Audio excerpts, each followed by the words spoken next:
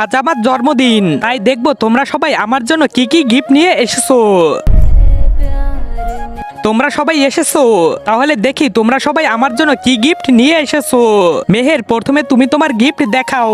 বিপাশা, আমি তোমার জন্য এটা নিয়ে এসেছি। এটা কেমন গিফট? জন্মদিনে কেউ এরকম গিফট দেয় নাকি? আমার একদমই পছন্দ হয়নি। নেহা, এখন তুমি তোমার গিফট দেখাও। দেখো বিপাশা, আমি তোমার জন্য মেলা থেকে এই গিফটটা নিয়ে এসেছি। এটা কি নিয়ে এসেছো? আমাকে কি বাচ্চা মনে করেছো নাকি? বাচ্চাদের মতো খেলা নিয়ে চলে এসেছো, আমার একদমই পছন্দ হয়নি। সুবর্ণা, এখন তুমি তোমার গিফট দেখাও। আমি তোমার জন্য এই কুকুরটা নিয়ে এসেছি। ছি, এটা কত নোংরা কুকুর, মনে হচ্ছে তুমি রাস্তা থেকে তুলে এনেছো, তাই না?